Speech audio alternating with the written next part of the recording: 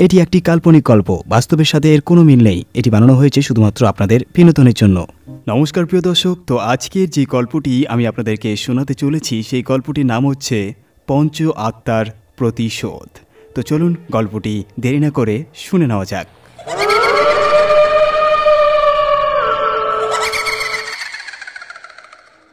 জামালপুর গ্রামের এক সরল কৃষক নাম রমেশ। রমেশের পরিবার ছিল অত্যন্ত স্নেহময়। তার স্ত্রী গীতা, দুই কন্যা রূপা ও মিনা এবং তার বৃদ্ধ মা। তাদের জীবন শান্তিপূর্ণ ছিল। কিন্তু রমেশের জমি ছিল গ্রামের প্রধান আকর্ষণের কেন্দ্র।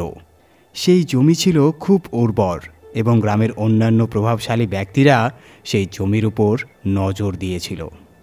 রমেশের একমাত্র বোন কামিনী দীর্ঘদিন ধরে পরিবারের সঙ্গে বিরোধে লিপ্ত ছিল। কামিনী বিশ্বাস করত যে তাদের পৈতৃক সম্পত্তির বড় অংশ তার পাওনা।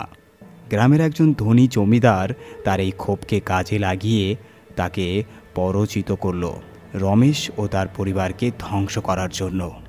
কামিনী একদিন রাতে রমেশের বাড়িতে এসে তাকে ও তার পরিবারের সবাইকে জমি থেকে সরে যেতে বলে, কিন্তু রমেশ দৃঢ়ভাবে জানিয়ে দেয় যে তিনি তার পিতার দেওয়া জমি ছেড়ে দেবেন না।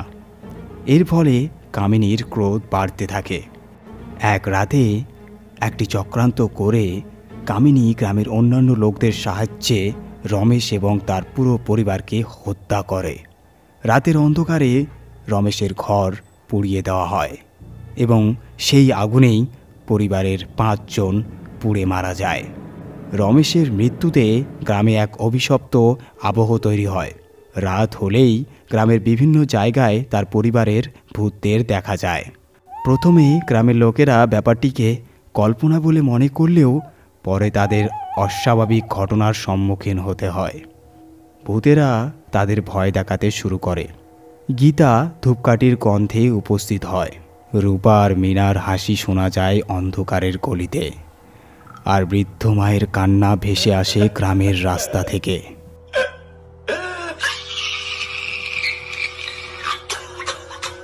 কামিনী এখন জমির মালিক, কিন্তু সে রাতের বেলা ঘুমোতে পারে না। তার আশেপাশে প্রতিনিয়ত একটা ছায়া ঘুরে বেড়ায়। একদিন সে রমেশের পরিবারকে স্বপ্নে দেখে, যেখানে তারা প্রতিশোধের কথা বলে। কামিনী ভয় পেয়ে গ্রামের এক পুরোহিতের শরণাপন্ন হয়। পুরোহিত তাকে জানায় যে এই অভিশাপ তার নিজের কর্মের ফল। গ্রামের মানুষেরা একসময় জানতে পারে কামিনীর ষড়যন্ত্রের কথা। তারা তার উপর ক্রুদ্ধ হয়ে ওঠে। কামিনী তার পাপ স্বীকার করে এবং প্রতিশোধের ভয় নিয়ে দিন কাটায়। এক রাতে কামিনীর মৃত্যু হয় অদ্ভুত পরিস্থিতিতে। তার মৃতদেহ রমেশের বাড়ির পুড়ে যাওয়া ধ্বংসাবশেষে পাওয়া যায়। কামিনীর মৃত্যুর পরও গ্রামের পরিস্থিতি শান্ত হয়নি। গ্রামের লোকেরা রাত্রিবেলায় অদ্ভুত ঘটনা ঘটতে দেখেছে।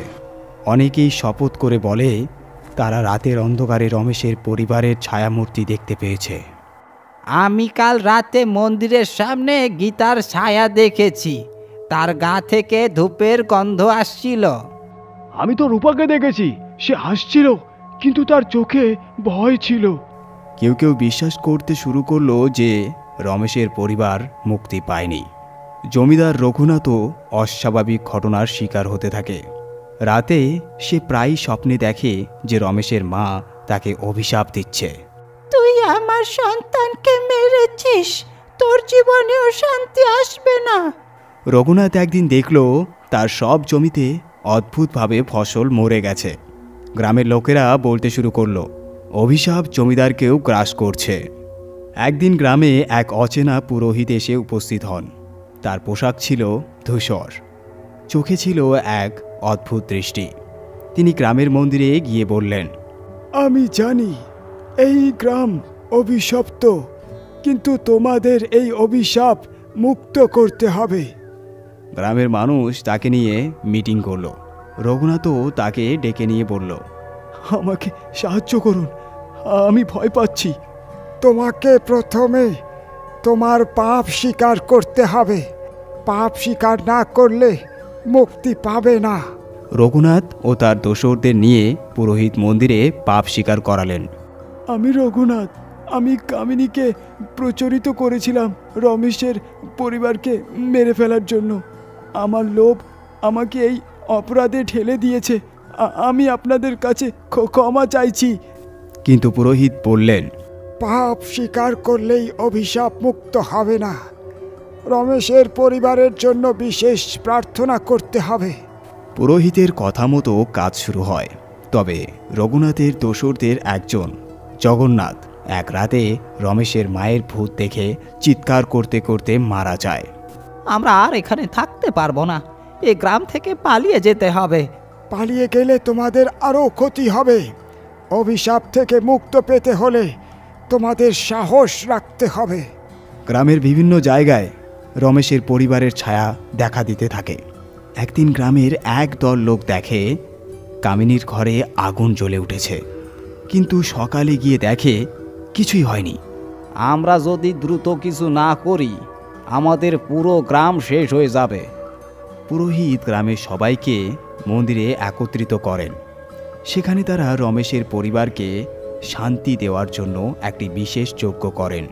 যজ্ঞের সময় রমেশ, গীতা, রূপা, মীনা এবং লক্ষ্মীর ছায়া মন্দিরে উপস্থিত হয়।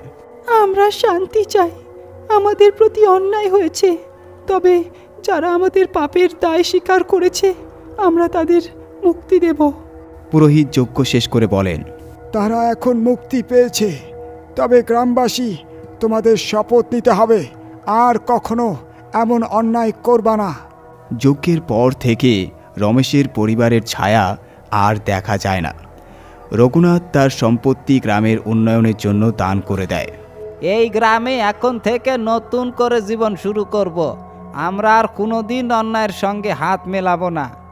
গ্রাম ধীরে ধীরে তার অভিশাপ মুক্ত হয়ে একটি সুখী জায়গায় পরিণত হয়।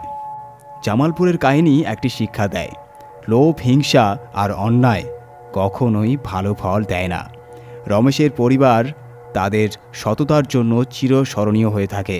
আর এই অভিশপ্ত রাতের গল্প গ্রামবাসীদের প্রজন্ম থেকে প্রজন্ম সতর্ক করে। তো আমার প্রিয় শ্রোতা বন্ধুরা, যেনারা এতক্ষণ অবধি আমার এই পুরো গল্পটি শুনলেন, তো আপনাদেরকে অনেক অনেক ধন্যবাদ। আর আপনারা যদি কেউ আমাকে গল্প লিখে পাঠাতে চান তাহলে আমার ডিসক্রিপশন বক্সে আমার লিংক দেওয়া থাকলো ইমেলের, সেখানে আপনি আমাকে সেই গল্পটি পাঠাতে পারেন, অথবা আপনি কমেন্ট বক্সে সেই গল্পটি লিখতে পারেন। ধন্যবাদ। সবাই ভালো থাকবেন, সুস্থ থাকবেন।